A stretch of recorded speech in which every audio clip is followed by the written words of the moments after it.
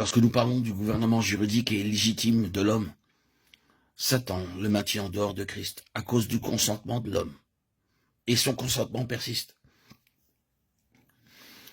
Même les gens de ce pays-ci qui déplorent la manière d'agir inique ayant cours dans le monde et qui voudraient très hautement et avec véhémence décrier la méchanceté de ce qui a cours, si vous lui parliez selon ces lignes d'introniser Jésus-Christ, ne vous écouteraient pas.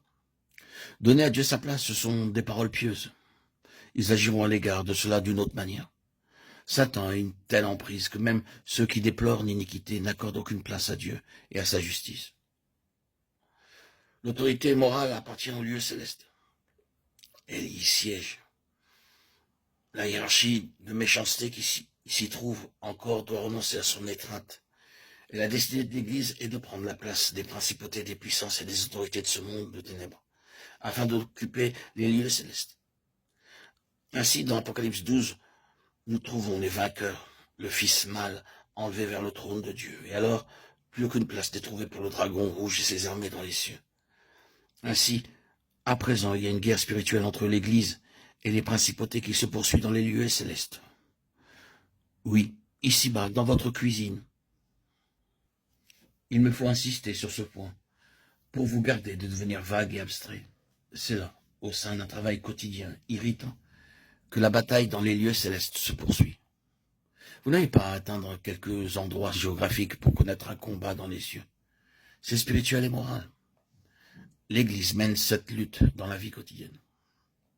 Donc l'issue, et Satan sait qu'elle est très importante, c'est sa place d'autorité sur la terre habitée, la séduction des nations, leur maintien dans l'assujettissement et dans une direction contraire à Dieu, l'opposition au but de Dieu dans les siens. Voilà l'enjeu. L'Église est engagée maintenant dans cette lutte de façon spirituelle. Le combat sera mené encore et encore dans nos propres esprits. La question de savoir si en esprit nous allons vaincre ou si c'est Satan. C'est la position qui est contestée. Gouvernement, souveraineté, autorité. Quel est alors l'objectif de Satan? En premier lieu, corrompre en vue de provoquer la chute. Les croyants seront alors privés de leur position céleste, et l'Église le sera. Notre position n'est pas une position à laquelle nous devons nous élever, que nous devons atteindre. La lettre aux Éphésiens n'expose pas du tout la chose de cette façon. Elle présente cela comme un fait accompli. Nous a fait asseoir. Bien-aimés, emparez-vous de cela. Si réellement par la foi en Jésus-Christ, vous avez saisi des deux mains la justice de Dieu comme étant vôtre, vous êtes dans les lieux célestes. Vous êtes moralement au-dessus de Satan. Votre part est de maintenir votre position. Satan n'est pas sur le terrain pour nous maintenir en bas, mais il y est pour nous précipiter. Nous sommes là. C'est une position que nous avons à maintenir par la foi, de sorte que son objectif sera de nous déloger, de nous déplacer.